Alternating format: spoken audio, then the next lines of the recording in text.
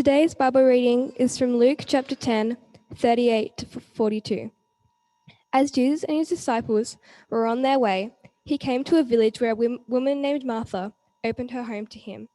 She had a sister called Mary, who sat at the Lord's feet listening to what he said. But Martha was distracted by all the preparations that had to be made. She came to him and asked, "Lord, don't you care that my sister has left me to do all the work by myself? Tell her to help me." "Martha, Martha," the Lord answered, "you are worried and upset about many things, but only one thing is needed. Mary has chosen what is better, and it will not be taken away from her."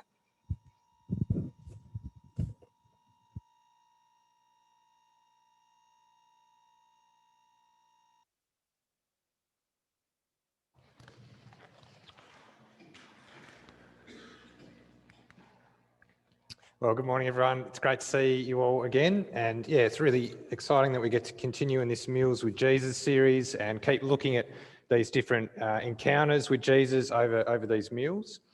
And I want to start by talking about being distracted and disorientated. And for me, there was an occasion where this happened. It happened during maths class. Now, maths was actually one of the subjects that I was quite good at, and I like being in maths. I did the hard maths subjects in grade 11 and 12, and I could always sort of keep up with what was going on. I was okay at maths.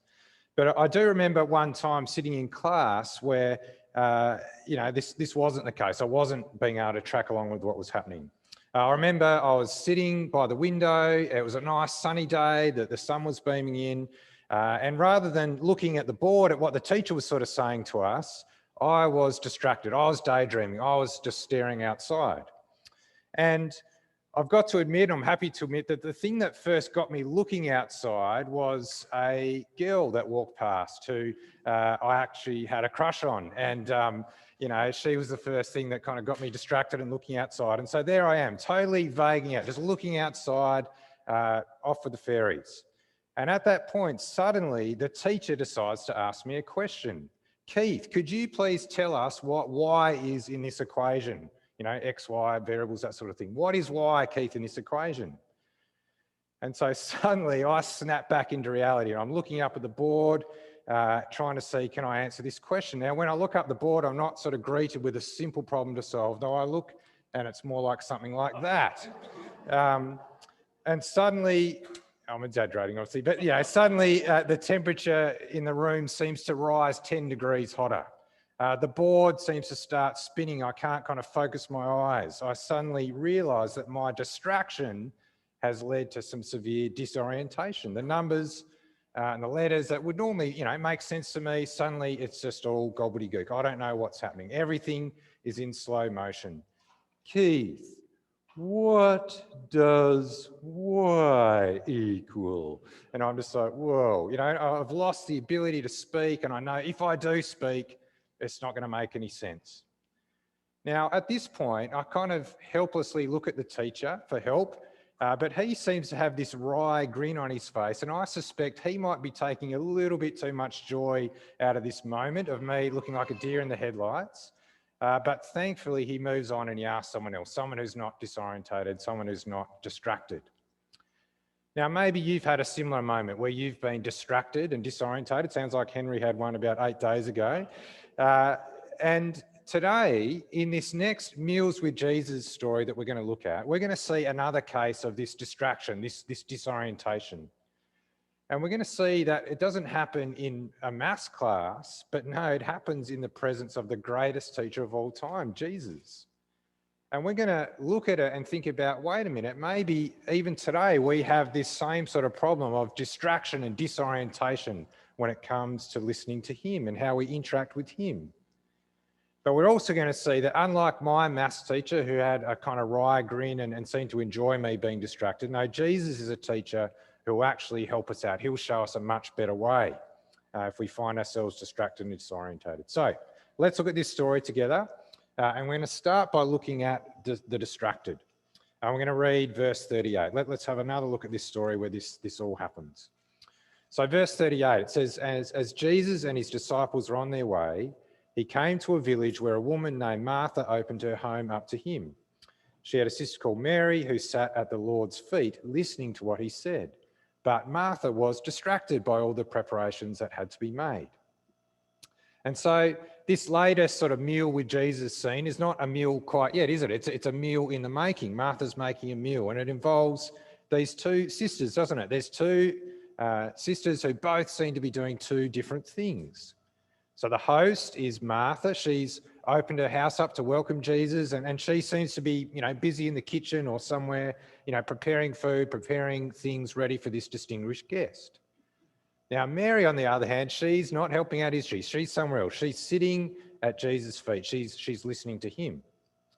Now, we've got to be clear. She's not just sitting there, hearing him talk about the weather or about, the roadworks he encountered on the way or something like that. No, the Greek word here is logos, and that's all about her listening to the word, listening to God speak, listening to his teaching. That's what she's listening to. She's got a front row seat. She's making the most of the opportunity to hear from Jesus. And so Mary's priority seems to be about learning, whereas Martha's priority seems to be about serving, doesn't it? Martha wants to be a good host. She wants to show care. She wants to show hospitality to Jesus. She wants to meet his needs. One sister wants to hear Jesus' message. The other wants to make Jesus a meal. And on the face of it, these things both seem like good things to be doing. We know from the story that Martha ends up being corrected by Jesus, but it should be a shock, I think, because it seems like they're both doing really good things. Our natural reaction seems to be, well, Martha should be committed. She's serving Jesus. She's showing hospitality. A few weeks ago, we looked at that story, didn't we, of the devoted woman who was commended by Jesus for showing devotion, showing hospitality that the Pharisee hadn't shown him. So it seems strange. In the passage just before this one, it's about the Good Samaritan. What's the Good Samaritan about? Well, it's about caring for others. It's about providing for other people's needs. So surely what Martha is doing here is a good thing. What's the problem? Well, the problem we notice is from that key word in verse 40. No doubt you've seen it already, and also it's the title of this point. It says, Martha was distracted by all the preparations that had to be made. And so the issue isn't that she's doing the wrong thing in some way. No, the issue is that she is distracted. The preparations have kind of drawn her attention away to something, and she's missing something. Later on, Jesus refers to the fact that she's trying to do many things. Verse 40 here talks about all the preparations she's doing. And so there's this sort of sense that Mary's trying to do something over the top. She really wants to show Jesus some care and hospitality, and she's doing this big thing, a lot of elaborate and unnecessary preparations. And in doing this, she seems to have missed that there's something important going on, and she's missing out on that. She's missing this teaching opportunity because she is like dialed in on the task at hand. That's all she can think about. Now, for us, we already know that there's already a heap of things that might distract us from listening to Jesus. Life presents us an unlimited array of opportunities to be distracted from listening to Jesus. We're busy with housework or paid work. We've got family commitments distracting us. We've got leisure distracting us, social media or sport or Netflix or whatever. There's all stuff that we know will distract us from hearing Jesus.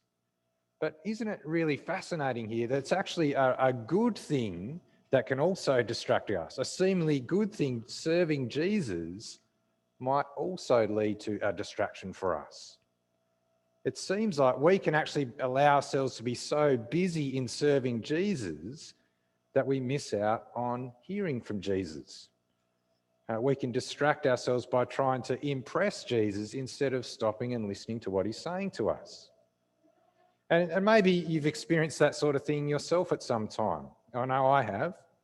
If we pick serving Jesus here at church on a Sunday morning, maybe you're on the roster here to do set up and pack up. It's your turn to do that. It's your turn that morning, and so you get up really early, you rush, you have your breakfast, you get the kids together. Come on, we've got to get here. You speed here, and you do the job to do set up. And you don't just do an ordinary job, you do a stellar job. You get the chair spacings just right. You make sure that sign down there is facing towards the church, not away from the church. You get that right, you nail it. But you get to the point of the service then starting, and you are just so exhausted from the big morning that you just sort of sit there kind of in a daze, you're vaguing out. In fact, you also start thinking about, well, what's the stuff I have to do on pack up? Or I've got some people coming up for lunch that day. What are the things I need to get ready to do that? And so your mind is just off thinking about that. Now, you've come and you've served, you're about to serve some more, you're about to show some hospitality, but your mind is just not with it. And you've actually totally missed anything that's been read or said or sung or prayed.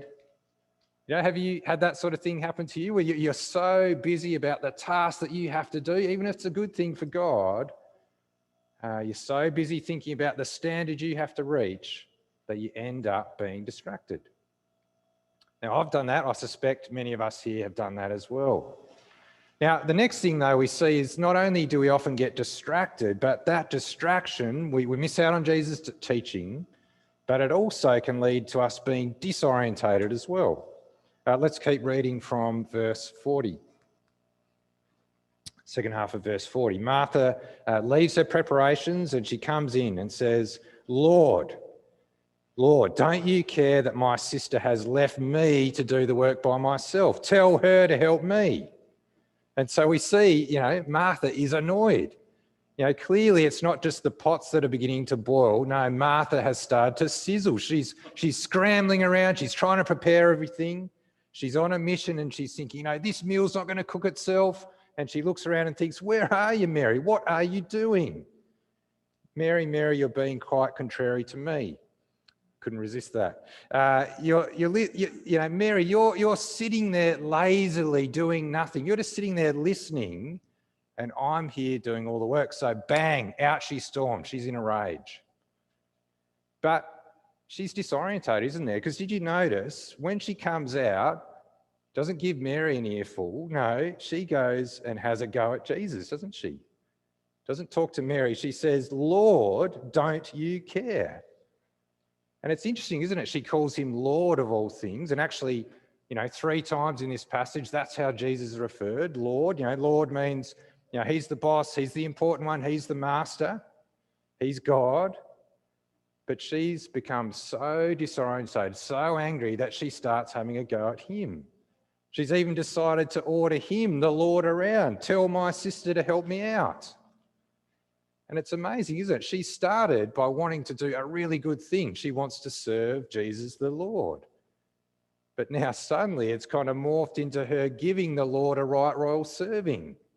It's morphed into her telling God what to do. Something sweet has ended up becoming sour, hasn't it? Now, why has this happened? What's the reason why this has happened to her? Well, I think it's because she suddenly made the service actually all about her. Have a look up there at the wording that she uses. What's the wording she uses? It's all actually me, isn't it? Look at what she says. Lord, don't you care that my sister has left me to do the work by myself? Tell her to help me. You see, suddenly it's all about Martha. She is what is important suddenly. Her service has all become about her rather than who she is serving. And like before, surely we can see where this can easily happen with us as well. I know I have seen that. Maybe you're in the middle of serving God in some way. Maybe, you're on set up or pack up, or you're singing, or you're doing the dishes, or you're showing hospitality, or you're welcoming new people. And you start to get grumpy because while you are slaving away doing this thing, everyone else around you seems to be doing diddly squat. You start getting grumpy because you are working hard and they are hardly working. You start to get annoyed at them and you start to get annoyed at God, don't you? You start to resent the thing that you're doing, even though it's a good thing what you're doing. Now, I know I've had this before, and one particular sort of thing that sort of springs to mind is when Jackie and I used to do a lot of youth work together. We led the youth group at Kingston for years, which was on a Friday night. But what that meant was for years and years and years, we were out on a Friday night. And I know that on the nights where it was a tough night and the youth were really hard to deal with, I began to resent the people that weren't out on a Friday night leading like we were. And I'd start to picture them sort of kicking back, sitting on the couch, watching the footy. Geelong seemed to have a lot of Friday night games back then, and or at a social thing or whatever. And I could start to resent it, and I could start saying to God, God, why aren't you sending them to come here and help me? Why do I have to do this? I'd also start to find myself asking God for things I thought somehow I'd earned it. God, I've done all these I'm giving up Friday nights, God. Why don't you answer this other thing that I want? Now, can you see how really quickly we can become disorientated even though we're doing the right thing? We're doing a good thing. And it's because we very quickly think it's about us, about what we're doing. We can very easily miss the point. And so this whole kind of scene with Martha becomes really revealing, doesn't it? It shows us how we can become distracted even when doing a really good thing like serving God, and then miss out on hearing from God. It can show us how we can become disorientated even when serving God, and even becoming resentful and telling God what to do. Now, thankfully, though, we are not left hanging. It's not a teacher looking at us thinking, what are you doing? No, our teacher, Jesus, shows us a much better way. Let's look at that as our last point. And so verse 41, we see Jesus respond to Martha. And I think, it's hard to read the tone here, but I think it feels like he responds tenderly to her. He says, Martha, Martha, it's okay. You're worried and upset about many things, but few things are needed, or indeed only one. Mary has chosen what is better, and it will not be taken away from her. And so Jesus responds by sort of contrasting, doesn't he? He talks about the many things that have worried and made Martha upset with the one thing that Mary's doing. Many things she's trying to do, one thing Mary's doing, listening to him. He says the one thing Mary's chosen to do is the better option. It's the option that won't be taken away from her. That means, she's choosing something of eternal value. And he's saying, if you were to choose between serving me and listening to me, well, the better choice, the better priority is to quietly and humbly sit before me and soak in my teaching. That's the better choice. And if you think about it, actually, that's really the big message of the Bible as well, isn't it? The gospel message. The big message of the gospel is we don't need to bring something to Jesus. No, we just accept what Jesus gives us, the gift of grace. The gospel is all about him having what we need and feeding us, not us having to come and feed Jesus through service. We don't have to earn Jesus' acceptance. He accepts us as we are. And if we think it's all about us having to serve God, if we think we have to do something in order to be saved, well, we get drawn into thinking that we have to perform. It's what we can do. It's what we can produce to be loved by God. But Jesus is saying, no, I accept you as you are. Don't try and feed me. Let me feed you. You're not saved by the works you do. You're saved by faith in what I can give you. You're saved by accepting Jesus' death for you. And so that's one thing that we sort of see, and it's something we see in all the gospel, don't we? But I still think we're kind of left thinking about, okay, well, wait a minute, where does serving God actually fit in? How does that fit in the Christian life? Because there's a risk here, isn't there? There's a risk that we can go, okay, sweet. Jesus says, just listen to me, don't bother serving me. Awesome, I don't have to serve anymore. Great, I'm finally off that setup roster or the music roster. I don't have to lead youth on Friday nights. I don't have to show hospitality. I don't have to love that person I find annoying. Jesus said, all I need to do is listen to him. Great, I don't have to serve. How do we wrestle with that now? Well, we know it doesn't work that way, does it? Because if you do listen to him, if you have come to faith in Jesus by believing his death for you, and then you keep listening to what he says, well, you're going to hear him saying things like, go and make disciples. You're going to hear him say, love one another as I've loved you, feed my sheep, etc., etc. And we know that you hear that you do these things not to be saved and accepted by Jesus, but in response to what he has already done. You see, Jesus saying that this is the one thing that is needed doesn't mean you don't go and do those other things, but he is saying, no, that is top priority. Listen to me first before you go and do those other things. He's saying the first choice, the first priority is always listening to him. receive his grace, listen to what he says, and then you're in a position to go and serve. And if you do it in that order, then you're much less likely to become distracted and disorientated when you are serving, because you'll know who you're serving and why you're serving. Now, to illustrate this, imagine you're a chef and you're just about to start a big, 8-hour shift in a fancy restaurant, cooking meals for other people. Now, just before you go and do this shift, it's probably going to be a good idea that you make sure you have something to eat yourself, yeah, and get some rest. You're about to be in this high pressure environment. You're going to produce hundreds of meals for people. And if you start that shift with an empty stomach, that is not going to end well. It's going to be foolish. Or isn't it the same for us as followers of Jesus? The first priority should be that we are fed by Jesus' teaching, both when we're initially come to faith, but then as we keep living for him, and then we can go out and serve others. We must listen to the king before we go about the king's business. We must first sit at Jesus' feet before we stand and go and serve him. It's like what we saw last week in the feeding of the 5,000, wasn't it? He first gave the bread to the disciples, who then passed it out to everyone else. And it highlights, doesn't it, that there's a big risk for us that we can be so kind of caught up in life's demands and even the desire to kind of serve him with our gifts that we never actually stop. We don't stop to listen. We don't stop to contemplate. We don't stop to worship him. There's a risk that we don't actually slow down enough to dwell on God, to let the Holy Spirit prompt us and move us. Jesus is saying, no, the first priority, the best thing you can do is to listen to me. And then you can go out and you can serve me. Now, I think there's a diagram that some people called the navigators have come up with called the wheel. It's not perfect, but it's sort of good to get you thinking. They talk about that if a healthy Christian life consists of 4 things, and it's sort of represented by kind of 4 spokes on the wheel. There's 2 vertical spokes that kind of, if you like, are the inputs into our life, and that's the kind of number 1 priority that we're talking about here. It's hearing from God through his word and praying to him. And then the other 2 spokes are the horizontal ones, and they represent how we kind of serve and how we worship God.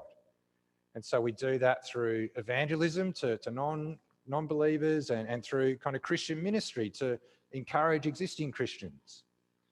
And a key point of the diagram is that if you are missing one of these spokes, or if one of the spokes is a lot fatter than the others, then the wheel's not going to work, or it's going to buckle, it's going to not operate how it should. And so, for example, if you were just to spend all your time reading and praying and meditating, but never actually kind of serving and worshipping God in that way and using your gifts, well, the wheel's going to buckle. It's just going to have a fat middle and no sides.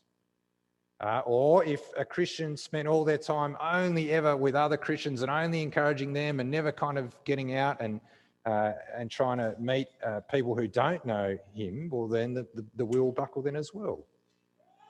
And what this episode of Mary and Martha shows us is that another way that the wheel can buckle is if you spend all your time in service but never actually connect to God. You never have that vertical connection, that vertical input. It shows if we spend all our time on outputs without getting any input, well, we're going to become distracted. We're going to become disorientated. It's not going to work. And so it's helpful for us to actually stop and think about, well, if this wheel represents my life, how does it look? What are my spokes kind of looking like? And particularly, have we got this vertical element right? Are we actually finding ways each week to hear from God and speak to him? How are you doing that individually? Are you kind of regularly getting that regular dripping of input from God? Or are you kind of, running on the smell of an oily rag, so to speak? You've got no inputs coming in. The author, Ed Drew, talks about how it's actually going to be really hard for us to do things like read the Bible because the devil just doesn't want us to do it at all. Ed Drew says, every time you or your children open the Bible, the devil screams in your ears and into the ears of your children, don't bother. How could this be possibly helpful? You have so much you need to do. Just get on and do the things you need to do. Don't waste your time with this old book achieving precisely nothing. And we know that's the tension. We know we kind of want to go out. We're going to tick the boxes. We want to do our task list. But no, we're saying let's slow down and receive that input from God. Slow down and listen to God. That's of first importance. We can remember as well, though, that it's not just up to us trying to do this. As a church family, we can help each other with this. And coming here on Sundays, that's a great way for us to receive input. Being part of one of our small groups, that's another great we can receive that input. Another option is that you could maybe start trying to read the Bible with someone regularly. I know a couple of people last year signed up to say they'd love to read the Bible with someone else during the week. So if you want to join in with that, come and see me. I'll try and tee that up. That would be good for you. We can try individually to get these inputs, but as a community, we can do it together as well. And so to wrap it up, let's not get so busy working for God that we neglect communion with God. Let's not rush out and try and serve Jesus before first listening to Jesus. And let's now pray that God, through his Spirit, will keep moving in us to slow down and take in what he's saying day by day, week by week. That God would feed us before we go out and feed other people. Let's pray.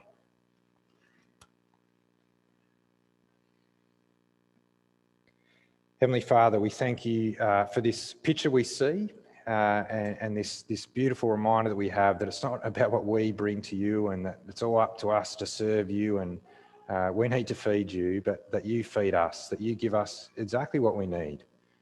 You've given us first and foremost that gift of grace where you've saved us and you've accounted for our sins on the cross.